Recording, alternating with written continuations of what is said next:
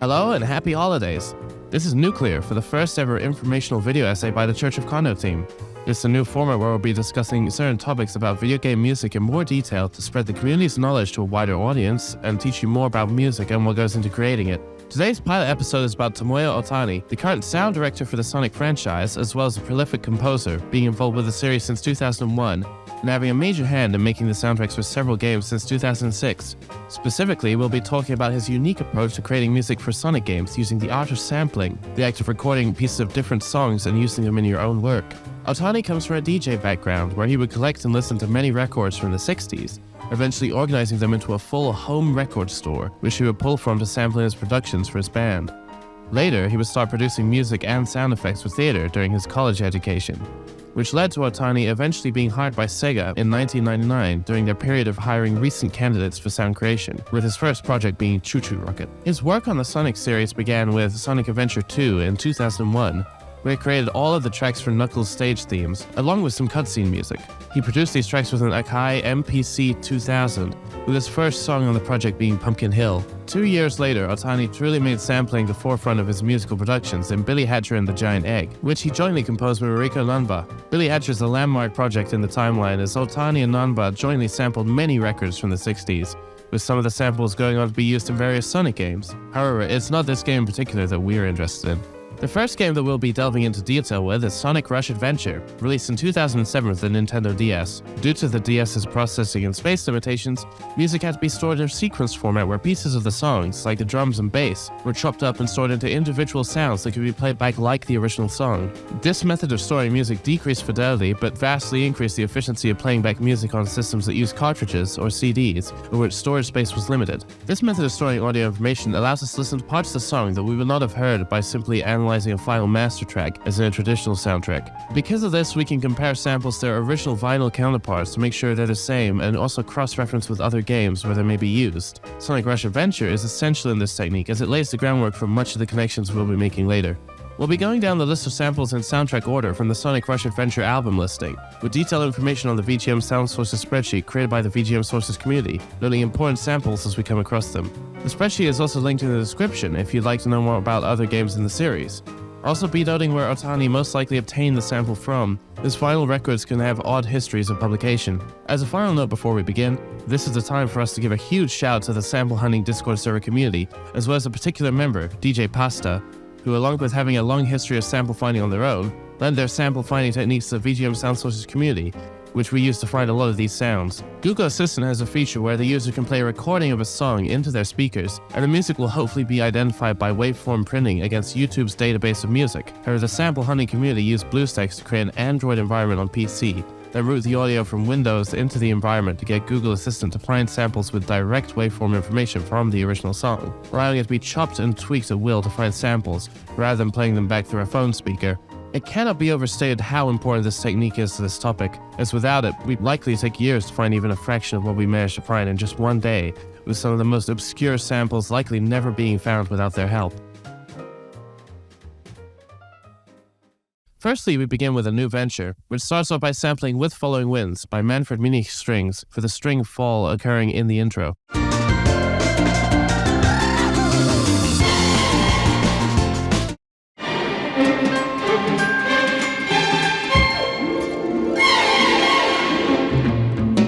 This sample has a unique history as it's one of the samples we've been looking the longest time for, with the research started by me in the VGM Sound Sources Discord server in February of 2020. This excerpt of With Following Winds is also used in Boss, Deep Core,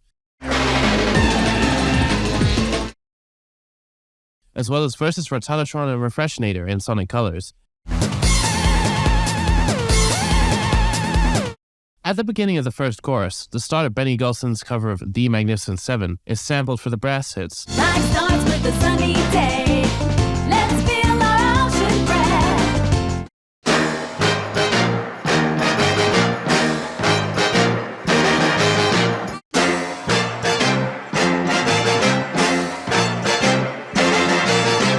Parts of the intro are sampled and panned to the left and right to create a wider sound. The next track, Training, samples the opening conga roll from Shaft in Africa, Addis, by Johnny Pate.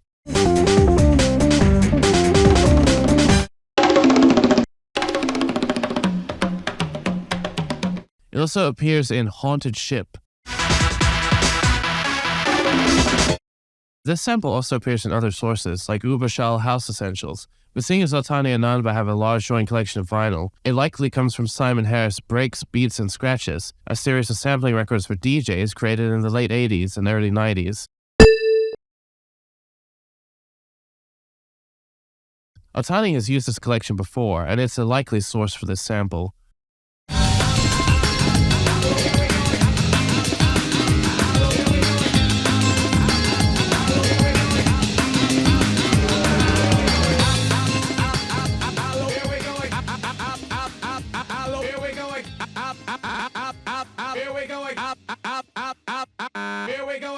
The main sample in the track, as well as one of the fills, come from Beardsman Ska by the Ska-Lights, sampled from the Studio One Ska collection record.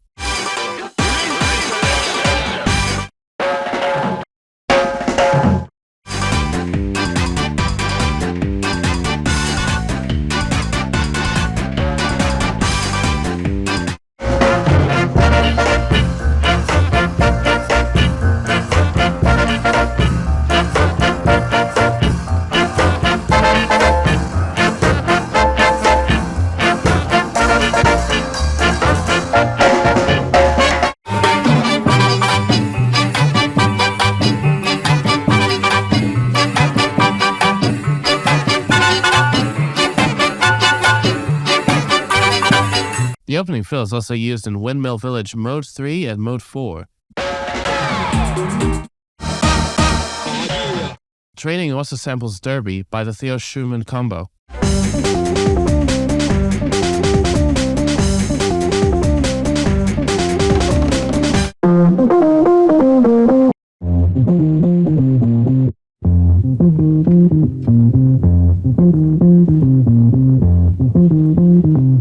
Most likely obtained from the Amiga Agogo Volume 1 record, a collection of 60s and 70s East German songs during the Iron Curtain period, where Western-sounding music was legislated and scrutinized. The first stage in the soundtrack, Plan Kingdom, begins with a sample taken from Joni Mitchell's Big Yellow Taxi, with the left channel being sampled so as to minimize the amount of percussion heard in the right channel.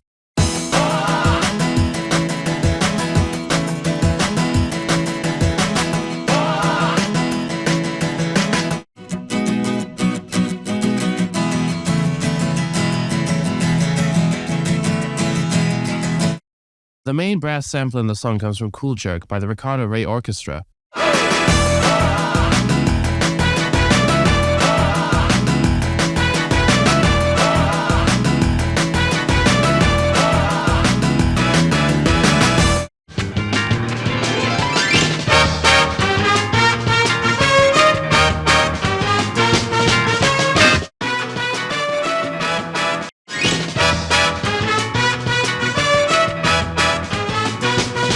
This song was also sampled in the Surani Poji album Ochamakan in the track Shopping Mania.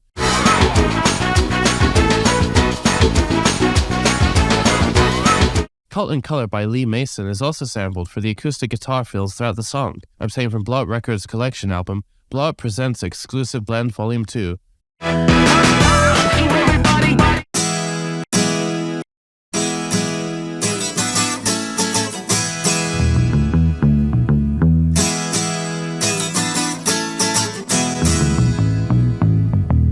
Breaks, Beats, and Scratches reappears for a vocal sample in the track, coming from track 13, Effects and Scratches.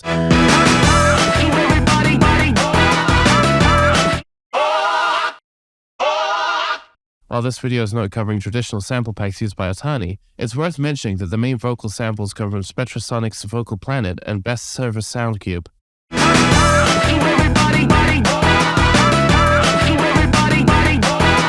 So everybody pump, so everybody jump. Pound, pound. Zone 2, Machine Labyrinth, samples the highest profile artist in the soundtrack so far, taking drum samples from Don't Bring Me Down by Electric Light Orchestra.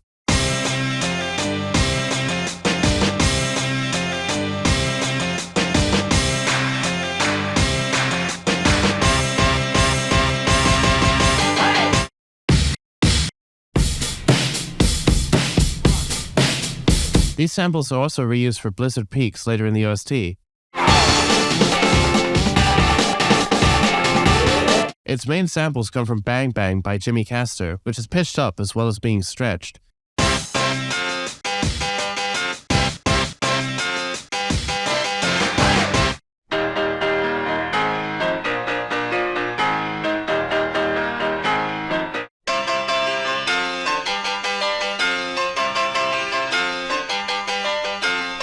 As well as Wild Thing by The Ventures, with the same alterations.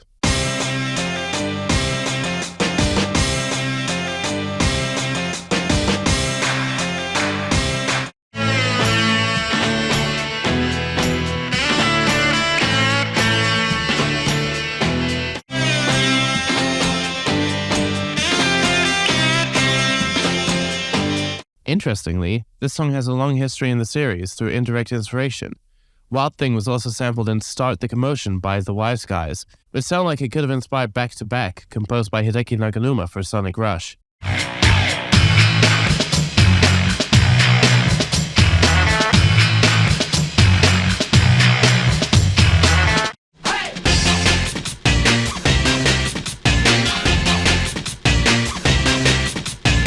This means the same song ended up either directly sampled or inspiring both Rush games, even with completely different composers. Furthermore, Wild Thing's melody was interpolated for Savannah Citadel Day in Sonic Unleashed, composed by Ohtani just a year later, maybe even during the same time period.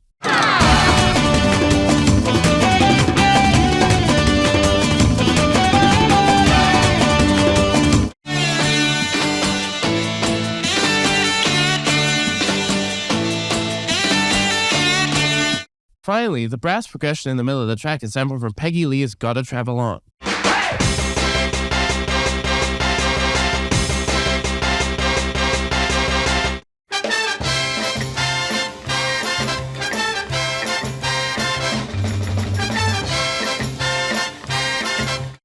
Coral Cave is the first song in the album composed by Mariko Nanba.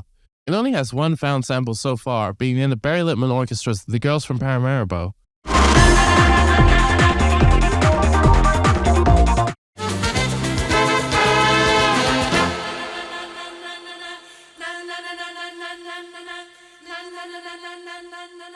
The next song, my personal favorite, Haunted Ship, actually doesn't contain any samples from a vinyl record. It does, however, have a sample from an unknown sample pack used by Zadix in his track Scanner, which was also released in 2007, and is at the same tempo as Haunted Ship.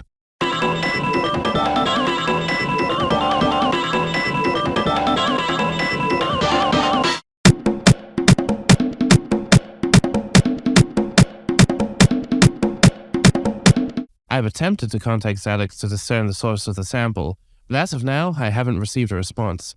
Returning to Ohtani's compositions, Blizzard Peaks contains the most vinyl samples of any song in the game. The opening bongo sample comes from St. Thomas by Derek and Ray, and remember this song because we'll be returning to it later.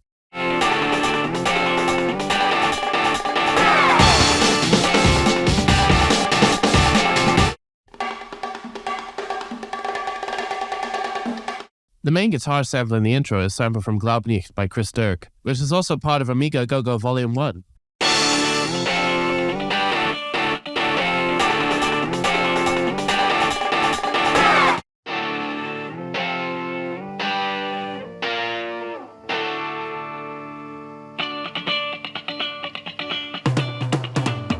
As mentioned previously, Don't Bring Me Down is sampled for the drums, as well as Paul Nice's Drum Library, Volume 14, a collection of drum samples for DJs.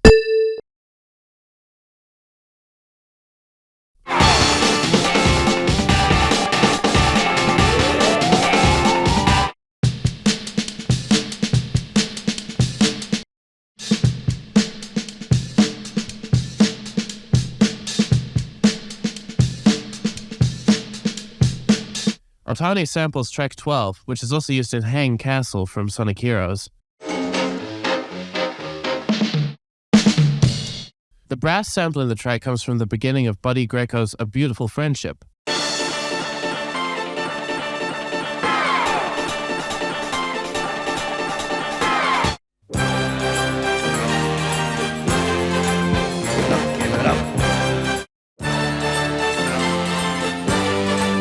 Finally, the shout sample used in the song's fills comes from This Song by Michael Fugain.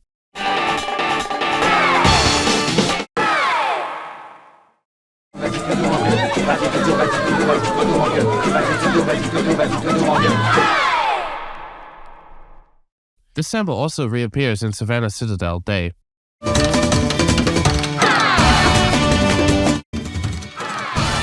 Sky Babylon contains another interesting sample, coming from Ain't We Funkin' Now by the Brothers Johnson.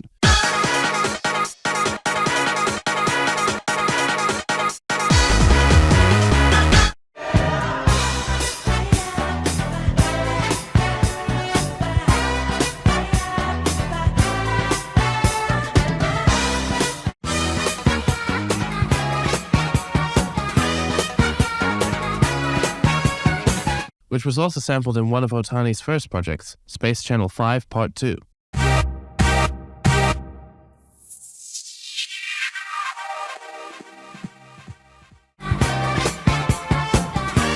This sample was notably found by Collision Chaos Radio long before the Google Assistant technique. Various parts of the song are sampled, but they were compiled by Collision Chaos Radio and sequenced by Chilius VGM.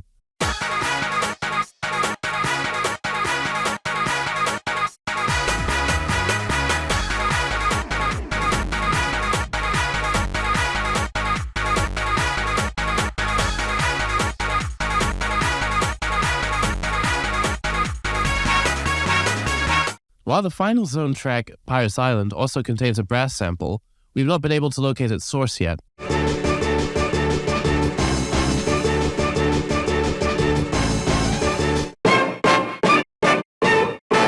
We tried several different chops and manipulations, but we have not found the sample yet. We'll update the comment section with the sample in a comparison if it's ever found. The next track in the soundtrack with record samples, Sailboat, samples the beginning of Jimmy Smith's The Cat.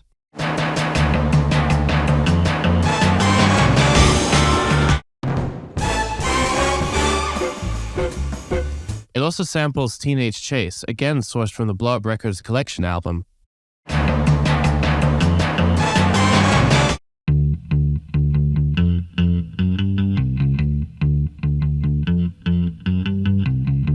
Finally, the last song we'll be covering for Sonic Rush Adventure, Boss, Whisker and Johnny, is a landmark track in the OST as it's Ohtani's first attempt at an electro swing track for Sonic. It samples The Song Is You by Bob Thompson and his orchestra and chorus.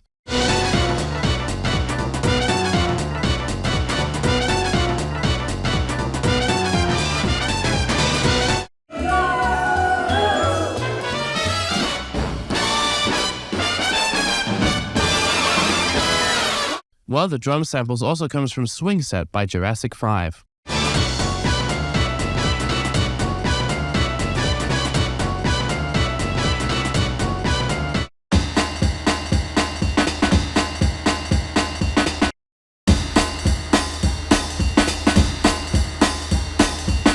Hopefully, as you've been able to see from the multitude of tracks that Ohtani has taken from his collection over time, that sampling is a large part of the mid-2000s Sonic music direction. They will continue to play a large part in Ohtani's creative style into the 2010s, with the release of Sonic Colors. While there's less sampling in Sonic Colors due to Ohtani further dividing the workload of creating the soundtrack between himself, Naofumi Hataya and Kenichi Tokoi, there are a few notable examples. The first song in the soundtrack with a sample from another song is Area, Tropical Resort, composed by Naofumi Hataya. It takes the opening fill from Tleksak by Ausbilder Schmidt, a song from the movie by the same name.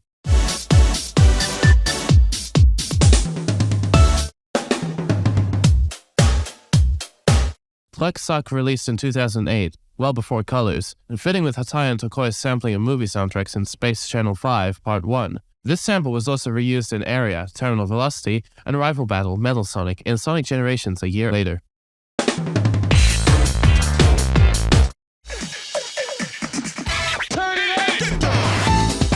Remember from back when we were discussing the samples in Blizzard Peaks, where we mentioned St. Thomas by Derek and Ray? Later in the track, an interlude between sections is sampled for Versus Rotatatron and Refreshinator.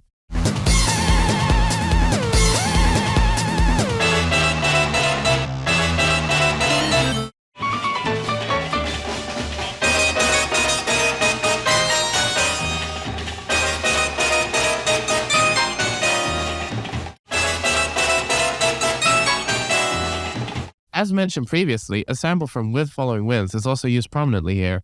Sweet Melding, composed by Kenichi Tokoi, contains one of the most researched and found samples in the entire community. The main brass sample in the song comes from an undocumented 60s song that so far has had no concrete leads on where the original source might be. Dating back to 2020, there have been several server-wide research efforts to find the sample, to no avail. Even using the Google Assistant technique, there is either no result or Sweet Mountain is identified, due to it being the key part of the track, even playing by itself.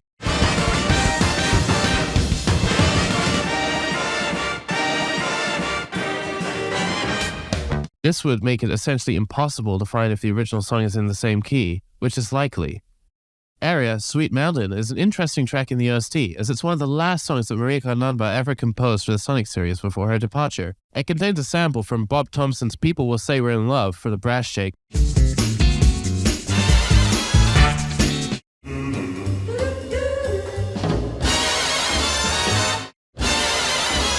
as well as a sample from Breaks, Beats and Scratches for the drum loop, of which the original sample is from Mary Mary by the Monkees.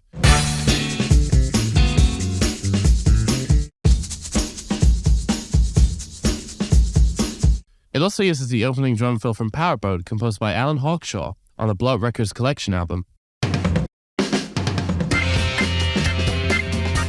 The roll from Shaft in Africa is once again used, as well as a sample from Janko Nilovich's Real Happening.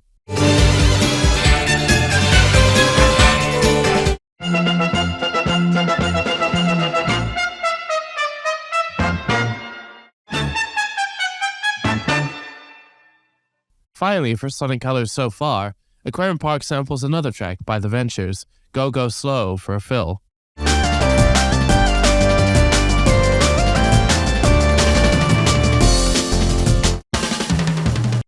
The last game we'll be covering is Sonic Lost World, which takes two samples from the Donkey Serenade by Marty Gold and his orchestra, and uses them in Sugar Lane by Naofumi Hataya.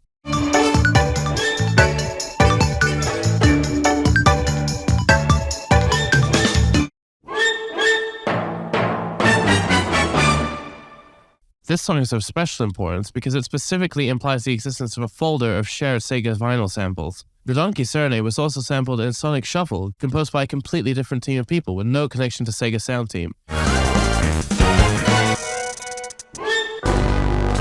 meaning that they must have obtained the sample from some sort of shared library. What this could mean for findings is yet to be seen. While Ohtani has not engaged in sampling as described in this video for quite a while, there's always a chance he could bring this essential element of his production back in future games. If he does, we'll be there to document it.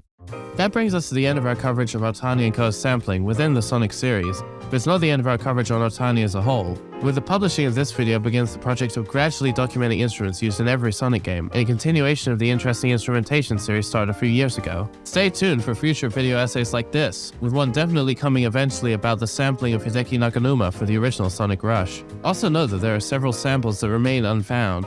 In the case that a large amount of them become known, a comment will be posted to this video detailing them. In terms of Sonic music projects, along with the finishing of the Sonic 3D Blast demo tape restoration project in 2023, we will also be restoring Sonic Advance 2 and Sonic Rush Adventure, as further instruments and samples are found. If you want to join the Discord server for the VGM Sound Sources project or read the spreadsheet, links are in the description. Happy New Year, and thank you for watching!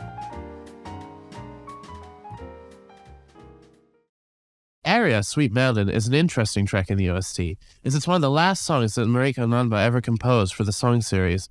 Song the Hedgehog. Hey guys, my name is Song the Hedgehog.